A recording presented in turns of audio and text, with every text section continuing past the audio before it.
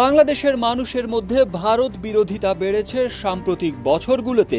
বিশেষত ভারতের বন্ধু বলে পরিচিত শেখ হাসিনা ক্ষমতাচ্যুত হওয়ার পর দেশটির সাথে বাংলাদেশের সম্পর্ক নিয়ে উভয় দেশের অভ্যন্তরে আলোচনা যখন তুঙ্গে, ঠিক সেই সময় ভারতের প্রতিরক্ষা মন্ত্রী রাজনাথ সিং দেশটির সামরিক বাহিনীর শীর্ষস্থানীয় কমান্ডোদের বাংলাদেশে চলমান পরিস্থিতির দিকে নজর রাখতে বলেছেন। ভারতের প্রতিরক্ষা মন্ত্রীর ওই বক্তব্যের পর বাংলাদেশেও এক ধরনের প্রতিক্রিয়া দেখা দেয়। ভারতের সংবাদ মাধ্যমের খবরে বলা হচ্ছে, ওই বক্তব্যে বাংলাদেশের পরিস্থিতি পর্যবেক্ষণের পাশাপাশি রাজনাথ সিং সশস্ত্র বাহিনীকে ভবিষ্যৎ যুদ্ধ মোকাবিলার জন্য তৈরি থাকতে বলেছেন। শেখ হাসিনা ক্ষমতাচ্যুত হওয়ার পর পাল্টে গেছে অনেক হিসেব নিকেশ। বিশেষ করে প্রতিবেশী ভারতের সঙ্গে সম্পর্কটা বিবেচনা করা হচ্ছে নতুন আঙ্গিকে। এমন পরিস্থিতিতে বর্তমানে বাংলাদেশের জরুরি ও চিকিৎসা ছাড়া ভিসা কার্যক্রম বন্ধ করেছে ভারত। দুই দেশের মধ্যে যাত্রীবাহী রেল চলাচলও বন্ধ রয়েছে। 5-স্টার রেটিং প্রাপ্ত বিএলডিসি টেকনোলজির Walton super saver ceiling fan 65% পর্যন্ত বিদ্যুৎ বিল সাশ্রয় করে আপনাকে রাখে প্রশান্তিতে। ওয়ালটন ফ্যান হাওয়া বদলে দেয়। এদিকে ভারতের সশস্ত্র বাহিনীকে যুদ্ধের জন্য প্রস্তুত থাকতে বলে দেশটির প্রতিরক্ষা মন্ত্রী রাজনাথ সিং যে বক্তব্য দিয়েছেন তাতে অবাক হয়েছেন বাংলাদেশের পররাষ্ট্র উপদেষ্টা মোহাম্মদ তৌহিদ হোসেন। তিনি বলেছেন, আমি যতটা না উদ্বিগ্ন তার চেয়েও বেশি অবাক যে উনি এ ধরনের কথা কেন বললেন।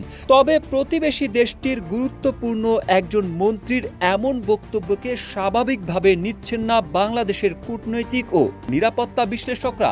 তারা বলছেন, এই ধরনের বক্তব্য বাংলাদেশের নিরাপত্তার জন্য উদ্বেগের।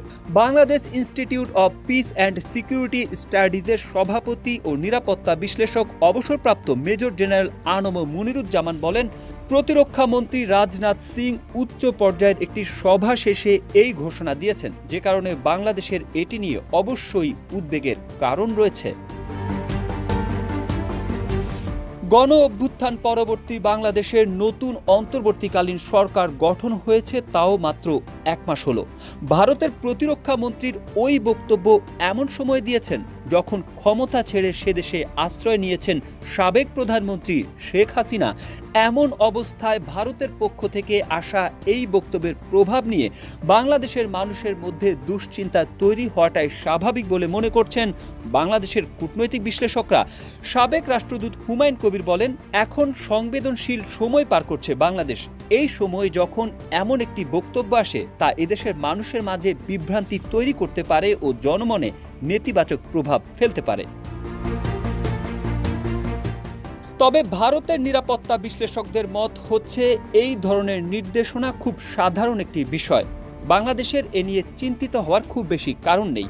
ভারতের South Asia Institute for Defence Studies and অ্যানালাইসিসের রিসার্চ ফেলো স্মৃতি পট্টনায়ক মনে করেন, প্রতিরক্ষামন্ত্রী রাজনাথ সিং জেনেরিক টার্মে এই কথাটি বলেছেন। বাংলাদেশের পরিস্থিতি যে ভারতকে একটা যুদ্ধ করার জন্য লিড করবে এই সম্ভাবনা আমি কখনোই দেখি না। বাংলাদেশে এখন পরিস্থিতি আস্তে আস্তে ঠান্ডা হচ্ছে।